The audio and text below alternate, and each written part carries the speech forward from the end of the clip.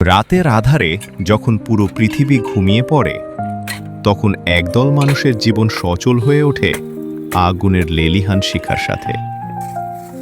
আজ আপনাদের নিয়ে যাব একটি ইটভাটায়, যেখানে আমাদের স্বপ্নের বাড়ি তৈরির মূল উপাদান ইট তৈরি হয় এক চরম অগ্নি পরীক্ষার মধ্য দিয়ে। সাধারণত আমরা দিনের বেলার দৃশ্য দেখলেও রাতের বেলার এই কঠিন কাজটা অনেকেরই অজানা।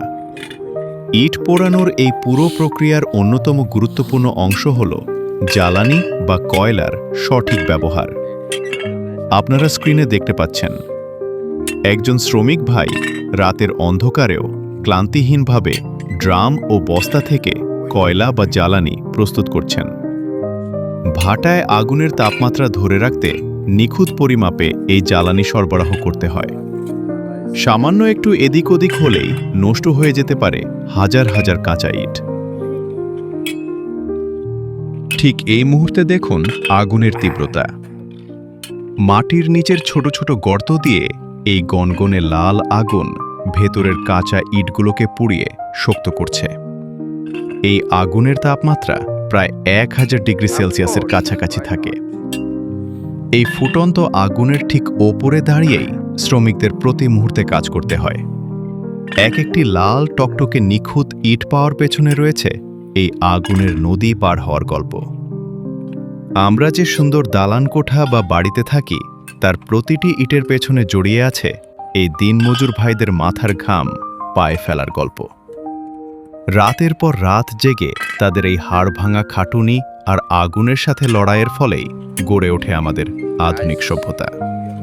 তীব্র তাপ আর ধোঁয়ায় যখন নিঃশ্বাস বন্ধ হয়ে আসতে চায় তখনও তারা থামেন না, কারণ তাদের এই পুড়ে যাওয়া খাটুনির ওপরেই টিকে থাকে তাদের পরিবারের মুখে দুমুঠো অন্ন আর সন্তানদের সুন্দর ভবিষ্যতের স্বপ্ন। ইটভাটার এই আগুন শুধু ইট পোড়ায় না, প্রতিদিন পুড়িয়ে ছারখার করে দেয় হাজারো শ্রমিকের যৌবন আর স্বপ্নকে। অথচ এই মানুষগুলো কত সহজ সরল আর প্রচার বিমুখ। অথচ চারপাশের এই জাঁকজমকপূর্ণ দালান কোঠার ভিড়ে আমরা কত সহজেই না ভুলে যাই এই কারিগরদের। সমাজ বিনির্মাণের এই নেপথ্য নায়কদের অবদান কি সত্যিই কোনো পারিশ্রমিক দিয়ে মাপা সম্ভব?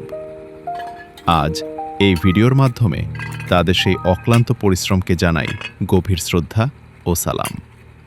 ভিডিওটি ভালো লাগলে অবশ্যই লাইক করুন এবং এই কঠোর পরিশ্রমী মানুষদের প্রতি শ্রদ্ধা জানিয়ে কমেন্টে আপনার মতামত জানান। ফেসবুকে দেখে থাকলে ফলো দিন, আর ইউটিউবে দেখে থাকলে চ্যানেলটি সাবস্ক্রাইব করে পাশেই থাকুন। ধন্যবাদ।